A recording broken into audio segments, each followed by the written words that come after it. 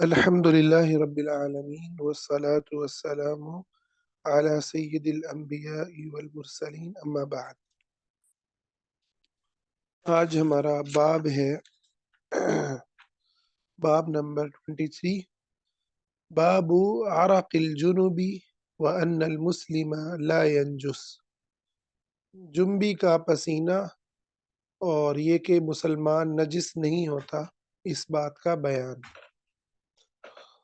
تو جنبی جس کے اوپر غسل واجب ہو میاں بیوی کے تعلق کی وجہ سے یا احتلام کی وجہ سے،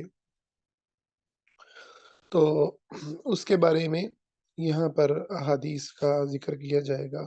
اگلے بھی کچھ ابواب اسی سے متعلق ہیں۔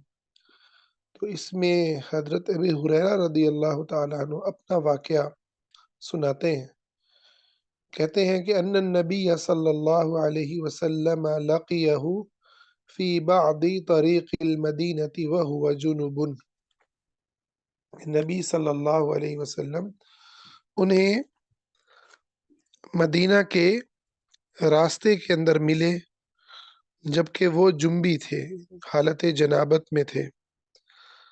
تو وہ کہتے ہیں فن خانست منہ، تو میں آپ کے پاس سے کھسک گیا، یعنی چپ کر کے نکل گیا۔ فذهب فاغتسل ثم جاء، پھر انہوں نے جا کر کے غسل کیا اور پھر واپس آئے آپ کی مجلس میں۔ فقال، تو حضور نے فرمایا، این کنت یا ابا ہریرہ، اے ابو ہریرہ تم کہاں پر تھے؟ قال كنت جنبا فكرهت ان اجالسك وانا على غیر طہارہ، کہنے لگے کہ میں جو تھا وہ جنبی تھا، میں نے یہ بات ناپسند کی میں آپ کے ساتھ بیٹھوں اور میں طہارت پہ نہ ہوں، مجھے طہارت کے بغیر آپ کے ساتھ بیٹھنا ناپسند مجھے ہوا۔ فقال، تو حضور نے فرمایا، سبحان اللہ، اللہ تعالیٰ پاک ہے، تعجب کے وقت بھی بولا جاتا ہے سبحان اللہ۔ پھر آپ نے بیان کیا، ان المؤمن لا ینجس، اے مسلمان جو ہے، مؤمن جو ہے وہ نجس نہیں ہوتا، مسلمان نجس نہیں ہوتا۔ اس حدیث میں بہت ساری ایسی باتوں کو بیان کیا گیا ہے جو ایک مسلمان کی شان کو اور اس پر گزرنے والی مختلف کیفیات میں جو صورتحال ہے اس کو بیان کرتی ہیں۔ جو پچھلی اقوام تھی ان کے اندر جو ایک انسان کی تکریم ہے وہ مشروط ہوتی تھی، مشروط تکریم انسان کی جاتی تھی، اس کی عزت، اس کا احترام، اس کی پاکیزگی وہ مشروط تھی بہت ساری چیزوں سے۔ تو بیسیکلی انسانیت کا کی اس کے اندر اہانت کا عنصر موجود تھا۔ اسلام نے آ کر کے انسانیت کو جو بلندی، عزت اور رتبہ عطا کیا، وہ کسی اور نظام، کسی اور فکر، کسی اور نظریے نے عطا نہیں کیا۔ اور اس کا ایک اظہار اس حدیث کے اندر کیا جا رہا ہے کہ انسان جب جنبی حالت میں ہو تو وہ یقیناً اس پر غسل کرنا فرض ہے، عبادات کے لیے قرآن کو پڑھنے سے پہلے غسل کیا جائے گا، لیکن اس کا یہ مطلب نہیں ہے کہ وہ کوئی نجس ہو گیا ہے۔ وہ جہاں پر بیٹھ رہا ہے، لوگوں سے مل رہا ہے یا علم کی کسی مجلس کے اندر شامل ہے تو اس کے ساتھ نہ چلا جائے، اس کے ساتھ نہ بیٹھا جائے۔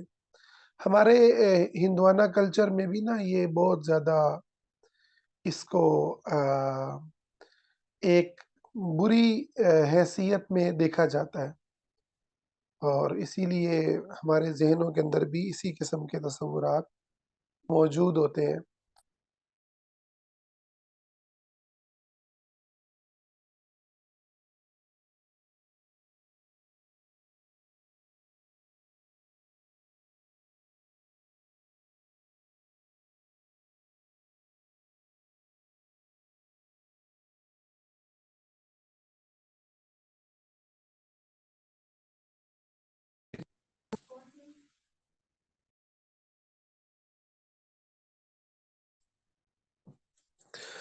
تو ہمارے معاشرے کے اندر بھی اس طرح کے تصورات جو ہیں وہ پائے جاتے ہیں.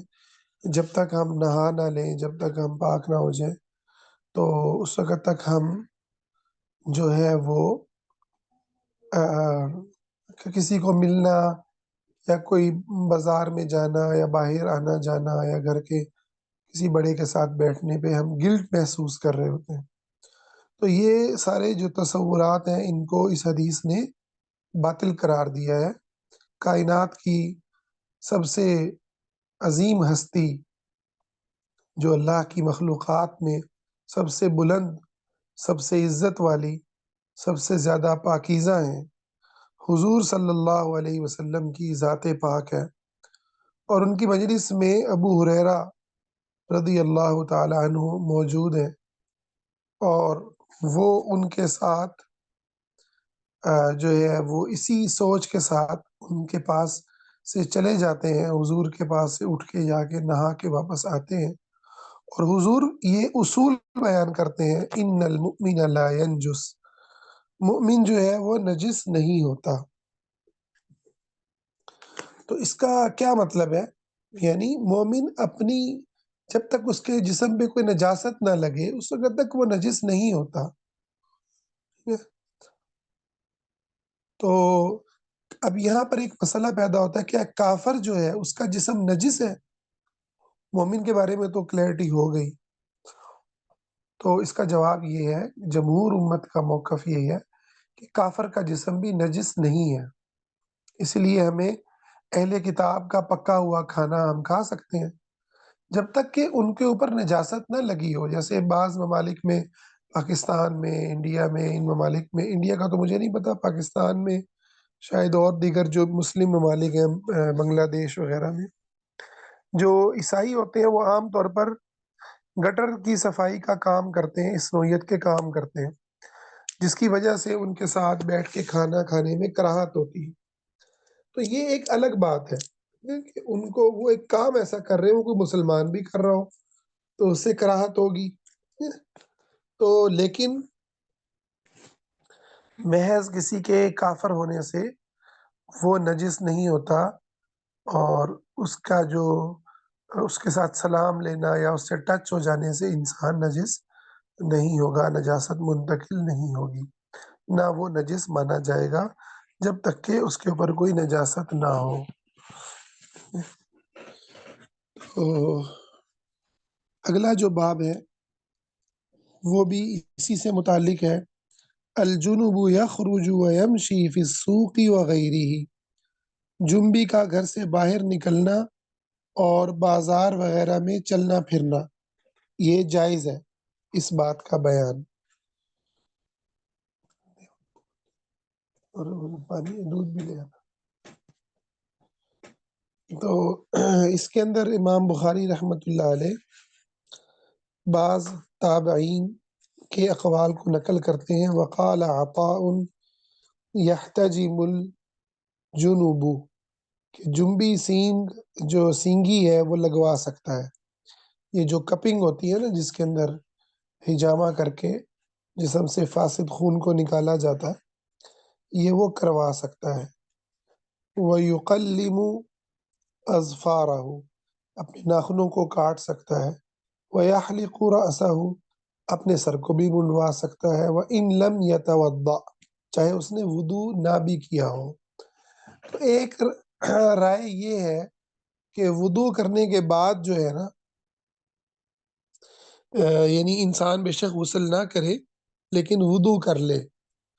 تو نبی علیہ الصلوۃ والسلام کا یہ سنت تھی، طریقہ تھا کہ آپ جنبی ہے جب آپ ہوتے، غسل واجب ہوتا تو آپ غسل جو ہے کرنے سے پہلے وضو کر لیتے تھے. اگر آپ نے غسل لیٹ بھی کرنا ہے تو وضو کر لیتے تھے. تو یہ بہتر اور افضل تو ضرور ہے، لیکن یہ کوئی شرط نہیں ہے کہ اگر کسی نے نہیں کیا وضو، ٹھیک ہے، تو وہ اب باہر نہیں جا سکتا، اپنے کام کاج نہیں کر سکتا. نماز کے آنے سے پہلے پہلے وہ ہر کام کرنے کی اس کو اجازت ہے. کھانا پینا، سونا، لیٹنا، خریداری کرنا، یہ تمام کام اس کے لیے جائز ہیں، البتہ جب نماز کا وقت آ جائے گا تو اس صورت میں اس پر واجب ہے کہ وہ غسل کرے اور نماز کو ادا کرے۔ اس باب میں حدیث لے کر کے آئے ہیں حضرت انس کی، وہ فرماتے ہیں ان النبی صلی اللہ علیہ وسلم كان يطوف على نسائه في الليلة الواحدة، حضور صلی اللہ علیہ وسلم ایک رات میں اپنی تمام ازواج مطہرات کے پاس سے ہو آتے تھے۔ وَلَهُ يَوْمَئِذٍ تِسْعُ نِسْوَةٍ، اور اس وقت آپ کی جو بیویوں کی تعداد ہے وہ 9 تھی۔ تو جب آپ کی جو بیویاں تھیں وہ مسجد کے ارد گرد ان کے حجرے تھے اور وہ الگ الگ رہتی تھیں، تو حضور جنبی ہوتے ہوئے ان تمام کے پاس جو ہے وہ چلے جاتے تھے، ان تمام کے پاس جا کر کے ان سے تعلق قائم کر لیتے تھے۔ ایک تو اس میں نبی علیہ الصلوۃ والسلام کو اللہ تعالیٰ نے جو قوت عطا فرمائی تھی اس کا ذکر ہے۔ انبیاء کی اسی لیے شادیاں زیادہ ہوتی ہیں، اللہ تعالیٰ نے ان کو عام انسانوں کے لحاظ سے جسمانی طور پر بھی ایک الگ ان کی حیثیت ہوتی ہے۔ اور دوسری جو چیز ہے وہ یہ ہے کہ ایک بیوی کے گھر سے دوسری بیوی کے گھر جانے کے لیے یقیناً باہر چلنا پڑتا تھا، تو نبی علیہ السلام چلے ہیں۔ یہ دلیل ہے کہ ایک آدمی اس پر غسل واجب ہو تو وہ اپنے گھر سے باہر جا سکتا ہے، بازار وغیرہ کے اندر جا سکتا ہے۔ اور البتہ اگر وہ سونا چاہتا ہے تو سنت طریقہ یہ ہے کہ وہ وضو کر کے سو جائے، وہ وضو کر کے سو جائے۔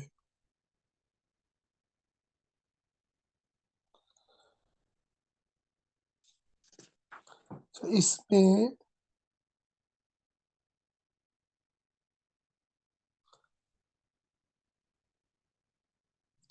اچھا جی، اس سے جو اگلا باب ہے باب نوم الجنوبی، جنبی کا سونا، اس کو اس باب کے اندر بیان کیا گیا ہے۔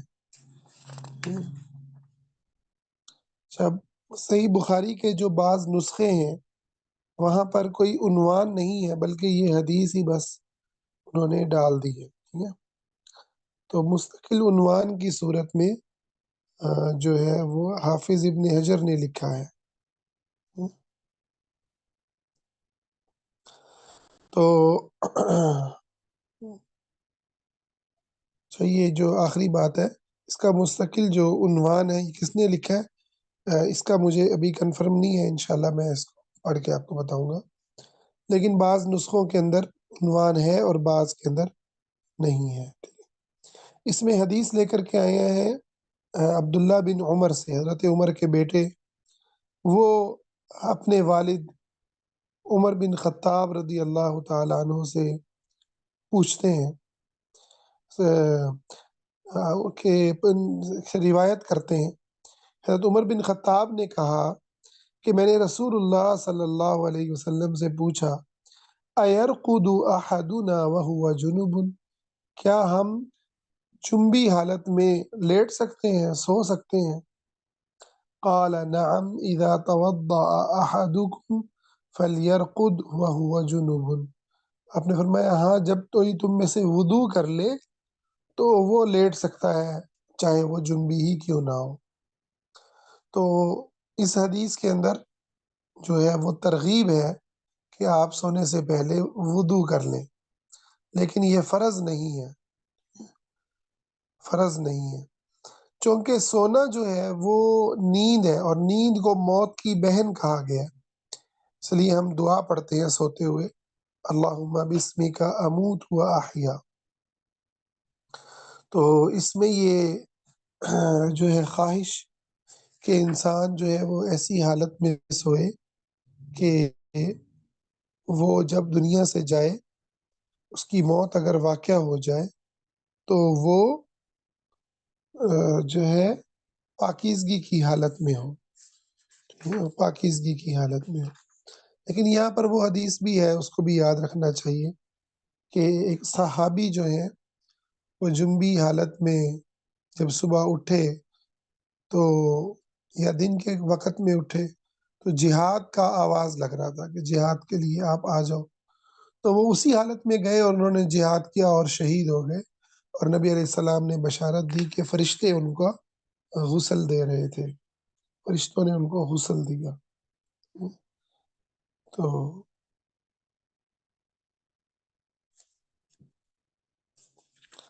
اچھا جی، اس سے اگلی جو حدیث ہے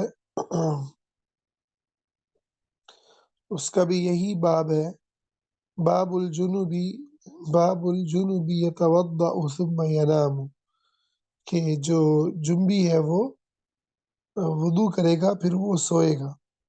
اس میں حضرت عائشہ رضی اللہ تعالیٰ عنہ سے روایت ہے، انہوں نے فرمایا کہ نبی صلی اللہ علیہ وسلم اذا اراد ان ینام وهو جنب غسل فرجه وتوضأ للصلاة، تو آپ صلی اللہ علیہ وسلم ایک تو اپنی شرمگاہ دھوتے اور دوسرا آپ وضو کرتے جیسے نماز کے لیے وضو کیا جاتا ہے، پھر آپ سوتے تھے۔ اسی طرح وہی حدیث دوبارہ ہے، عبداللہ بن عمر سے روایت ہے، انہوں نے کہا کہ حضرت عمر نے نبی صلی اللہ علیہ وسلم سے پوچھا اَيَنَامُ أَحَدُنَا وَهُوَ جُنُبٌ، کیا ہم جنبی حالت میں سو سکتے ہیں؟ نعم اذا توضأ، آپ نے فرمایا ہاں جب تم نے وضو کیا ہو تو سو سکتے ہو۔ حضرت عبداللہ بن عمر سے ہی روایت ہے، حضرت عمر نے رسول اللہ صلی اللہ علیہ وسلم سے ذکر کیا کہ اسے، یعنی حضرت ابن عمر کو رات کے کسی حصے میں جنابت لاحق ہو جاتی ہے، تو حضور صلی اللہ علیہ وسلم نے ان سے فرمایا کہ وضو کر لو اور اپنے شرمگاہ کو دھو لو اور پھر سو جاؤ۔ تو یہ اتنی احادیث جو ہیں وہ ترغیب دینے کے لیے بہت ہی زیادہ اس کے اندر ترغیب ہے کہ وضو کیا جائے، البتہ اگر کوئی نہیں کرتا اور سو جاتا ہے تو وہ گناہ گار نہیں ہوگا، اگر کوئی کر لیتا ہے یقیناً اجر کا مستحق ہوگا۔ اسی پہ اکتفا کرتے ہیں، اللہ سے دعا ہے اللہ تعالی ہمیں پاکیزگی عطا فرمائے، پاکیزہ زندگی، پاکیزہ موت اور پاکیزہ لوگوں کے ساتھ اپنی جنتوں کے وارث بنائے، آمین یا رب العالمین۔